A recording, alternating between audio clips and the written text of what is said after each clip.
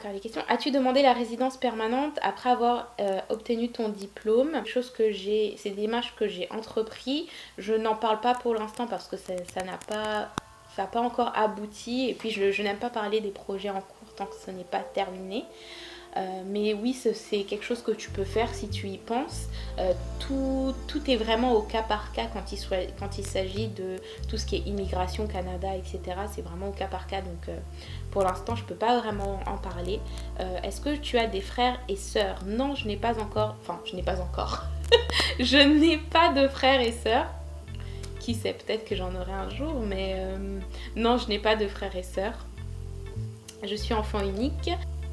À quel âge comptes-tu te marier? Je ne sais pas.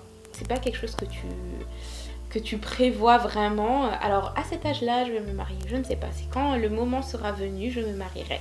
Peut-être. Quelles études as-tu fait et quel métier préconisais-tu après tes études? Quels conseils pour ceux qui veulent travailler hors de la France? Alors, j'ai fait mes études en France, dans une école franco-américaine. J'ai eu un master en marketing mineur finance.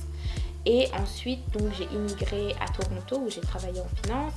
Et après cette expérience-là, j'ai décidé de repartir aux études et de faire un certificat en design graphique à Montréal où j'ai été diplômée en avril dernier. Et depuis, je travaille dans ce domaine-là, le marketing digital en fait, qui est un mix entre mon passé marketing, etc. Et aujourd'hui, tout ce que je vis via YouTube, le monde du digital, les réseaux sociaux et le design graphique. Donc j'aime vraiment beaucoup ce que je fais. Ce que je préconiserais pour les personnes qui veulent travailler hors de la France, écoute, ça dépend déjà dans quel pays, ça dépend dans quel domaine, ça dépend si tu as envie de le faire, mais je pense que toute expérience est bonne à prendre, surtout quand tu es jeune et que tu peux te permettre justement de bouger autant que tu veux. Si tu meurs demain, qu'est-ce que tu fais? Au fait, je t'adore, bisous. Oula, si je meurs demain, qu'est-ce que je fais? Si je meurs, je peux plus rien faire. Mais je pense que ta question, c'était plutôt si je dois mourir, si on m'annonce que je dois mourir demain, qu'est-ce que je fais aujourd'hui? Je pense que j'appelle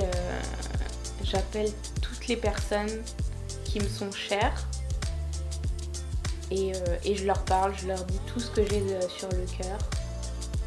Je demande pardon si j'ai à demander pardon. Je leur dis que je les aime si je dois leur dire que je les aime. Je veux partir avec rien sur le cœur en fait. Voilà.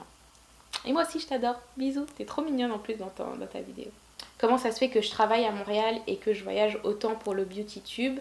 J'ai eu beaucoup de chance d'avoir le contrat du BeautyTube en même temps que mon contrat de travail.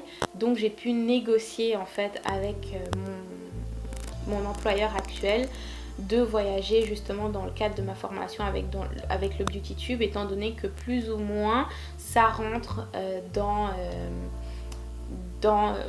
le type de travail que je fais. Ça rentre toujours dans le monde du digital. Ça me permet de développer mes compétences YouTube, mes compétences techniques, montage, vidéo, etc. Donc c'est tout bénéf aussi pour mon employeur parce qu'il en bénéficie. Tout ce que j'apprends, il en bénéficie également. J'avais aussi une question sur mes 3 livres, mon top 3 de livres sur le développement personnel. Alors le premier, ça sera Le Prophète de Khalil Gibran, super cool. En fait, ça touche vraiment toutes les parties de la vie, que ça soit la naissance, que ça soit être parent ou les parents en général, la famille, les amis, les amours, la vie, le sens de la vie, la nature, tout. C'est un petit livre épais comme ça, vraiment rapide à lire, mais qui est plein d'enseignements et qui, je pense, est le livre qu'il faut avoir dans toutes les bibliothèques chez soi. Le deuxième livre, ça sera Le pouvoir du moment présent. Tout simplement parce qu'on a une période de notre époque où honnêtement, avec tous les réseaux sociaux, etc., on est dans une société de surconsommation.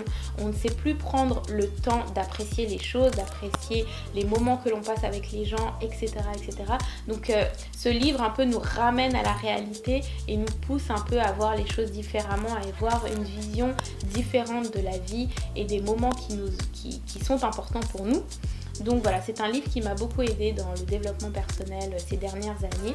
Et le troisième livre, ça sera Le Secret. Le Secret, c'est un livre qui parle de l'attraction, de la loi de l'attraction. C'est un secret pour personne et pourtant personne n'y pense vraiment. Et effectivement, ça pousse en fait à avoir une attitude positive en tout temps et en tout lieu. Même quand les événements de la vie sont contre nous, eh bien, il faut toujours avoir une vision positive et une pensée positive surtout, parce que tout ce que l'on pense se matérialise dans notre vie de tous les jours.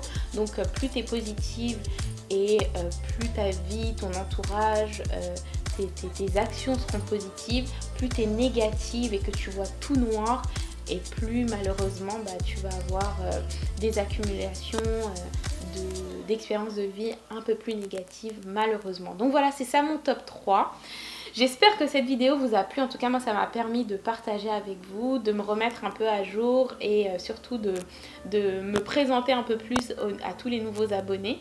Si ça vous a plu, dites-moi par exemple en commentaire si vous êtes une personne plus ou moins solitaire. Est-ce que ça vous arrive de manger au resto seul? Est-ce que ça vous arrive de faire du shopping seul? Parce que moi, c'est vraiment quelque chose que j'aime bien faire, passer du temps avec moi-même.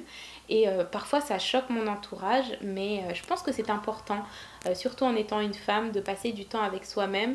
On passe tellement de temps à s'occuper des autres, à s'assurer que tout le monde va bien autour de nous, et alors qu'on ne passe pas assez de temps avec nous-mêmes.